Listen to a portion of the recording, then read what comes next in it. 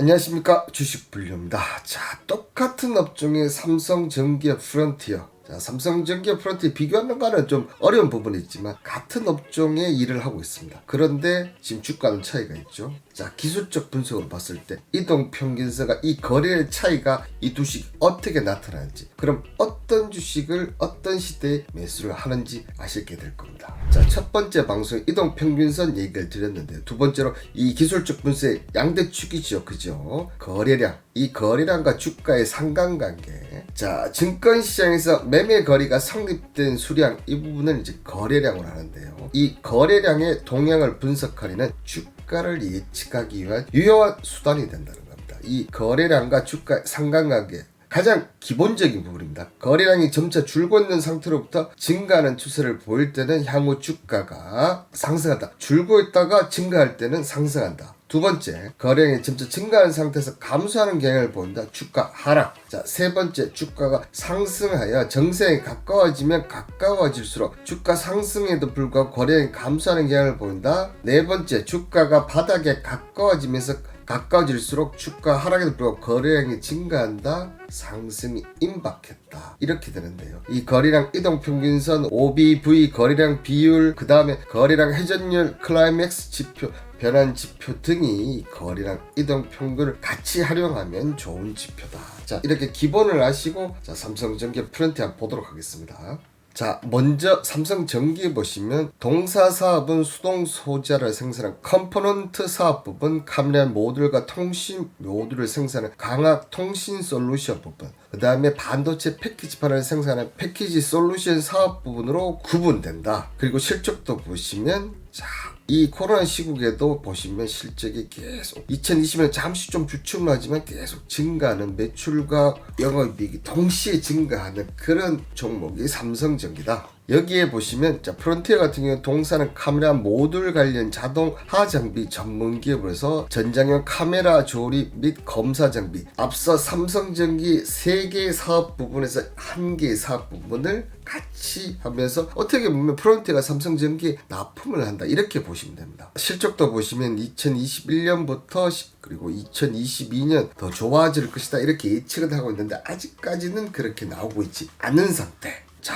먼저 삼성전기를 먼저 보도록 하겠습니다. 자, 이렇게 주가가 상승을 하는데, 물론 늘었다가 내려가는 부분이죠. 전체적으로 이렇게 보시면 큰 거래량들은 상승을 합니다. 그죠? 자, 상승을 하니까 이 삼성전기도 주가가 이렇게 상승을 하는데, 자, 이 거래량을 기준으로 봤을 때 여기서 어떻게 됐습니까? 이렇게 주가 상승을 하는데 얘는 빠지면서 그 다음부터 거래량이 전체적으로 어떻게 됩니까? 빠져서 나오죠. 그렇다 보니까 얘도 이렇게, 이게 가장 기본적인 모습, 흐름이라고 보시면 될 것 같아요.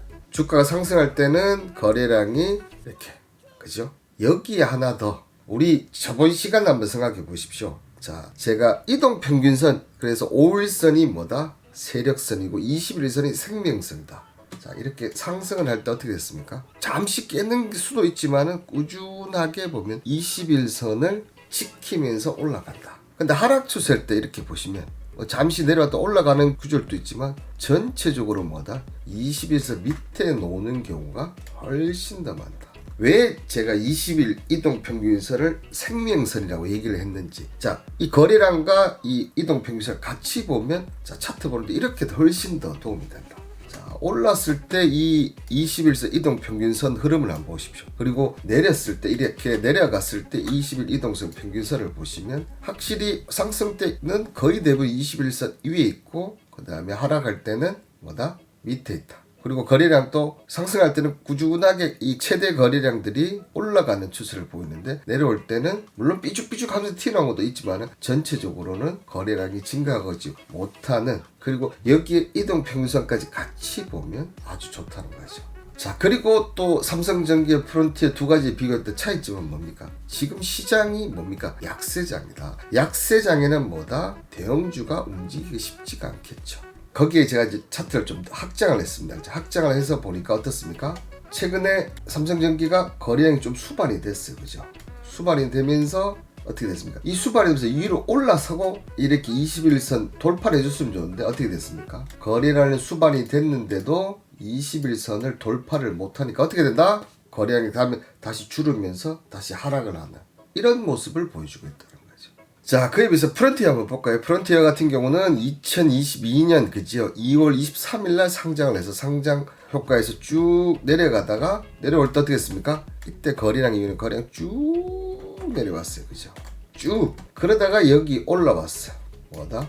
이때 자율주행 정의선 씨가 어떻게 했죠? 이 50억 불을 더 추가적으로 내면서 4개 업종 자율주행부터 시작해서 UAM, AI 등등 이 4개 분야를 더 하겠다면서 그때부터 올라왔어요. 그죠? 근데 자 거래량이 늘어났어. 그죠? 그러면 거래량이 계속 늘어나야 되는데 어떻게 해서 줄어들었어요.